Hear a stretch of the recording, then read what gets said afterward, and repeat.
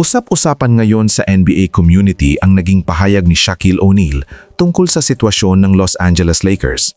Matapos ang panibagong pagkatalo ng Lakers, diretsahan niyang pinuna ang sistema ni head coach JJ Redick. Para kay Shaq, matigas daw ang ulo ng coach ng Lakers dahil pilit niyang ginagamit ang parehong lineup kahit paulit-ulit na itong napaparusahan ng kalaban, lalo na sa depensa sa loob ng paint. Ayon kay Shaq, malinaw na may problema sa sistema ng Lakers. At kung hindi ito babaguhin, posible pang mas lumala ang sitwasyon ng team habang papalapit ang playoffs. Ang isa sa mga pangunahing punto ni Shaquille O'Neal ay tungkol kay Austin Reaves. Para sa kanya, mas makakatulong sa team kung ilalagay muna si Reaves sa second unit. Hindi dahil mahina si Reaves, kundi para magkaroon ng reliable scorer at shooter ang bench unit ng Lakers. Kapag si Reaves ang leader ng second unit, mas magiging balanse ang offense ng Lakers. May playmaker at scorer ang bench na kayang bumuhat kapag nagpapahinga ang mga starters. Ito rin ang paraan para hindi maging stagnant ang opensa kapag wala sa court sina Luka Doncic at LeBron James. Isa pang malaking punto ni Shaq ay ang pagkawala ng tunay na deadly shooter sa lineup ng Lakers. Para sa kanya, sayang ang pagkakataon kay Luke Kennard dahil isa ito sa pinakadelikadong shooter sa labas. Kung si Kennard ang gagamitin sa starting lineup, mas lalaki ang spacing para kina Luka at LeBron. Sa proposed lineup ni Shaq, ganito raw dapat ang maging starting five ng Lakers kapag healthy ang roster. Marcus Smart sa point guard, Luke Kennard bilang shooter sa wing, Luka Doncic bilang pangunahing playmaker, LeBron James sa forward at Jackson Hayes sa center.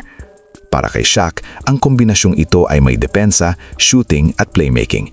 Si Marcus Smart ay kilala sa depensa, si Kennard sa shooting, habang sina Luka at LeBron ang bahala sa paggawa ng plays.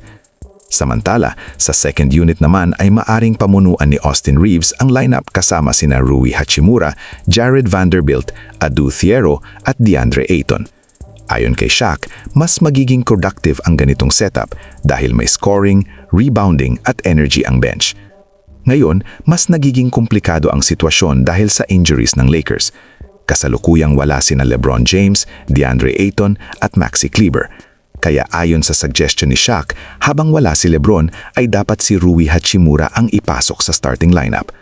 Sa ganitong setup, maaring maging starting lineup ang Marcus Smart, Luke Kennard, Luka Doncic, Rui Hachimura at Jackson Hayes. Para kay Shaq, mas bagay si Jackson Hayes bilang starting center ng Lakers dahil sa kanyang bilis, energy at effort sa loob ng court. Hindi raw ito tamad gumalaw at kayang makasabay sa tempo ng laro. Ang problema kasi sa Lakers sa mga nakaraang laro ay paulit-ulit silang tinatamaan sa loob ng paint. Iisang strategy lang ang ginagamit ng kalaban laban sa kanila at tila hindi ito na-a-adjust ng coaching staff. At dito nga naging diretsahan si Shaquille O'Neal. Para sa kanya, ang coach ang dapat sisihin kapag paulit-ulit ang parehong problema ng team. Dagdag pa niya, kung hindi maayos ng Lakers ang kanilang sistema, posible pa silang matalo sa susunod nilang laban kontra Indiana Pacers. At kung mangyari iyon, lalong magiging delikado ang kanilang posisyon sa standings.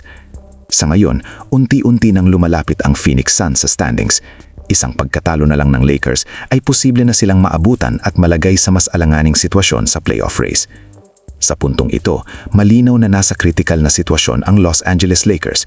Hindi lang ito tungkol sa talento ng players, kundi sa sistema at adjustments ng coaching staff.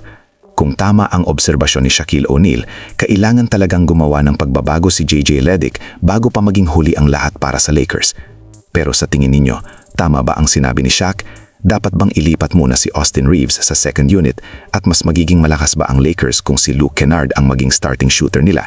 Comment ninyo ang inyong opinyon mga ka-bench reaction.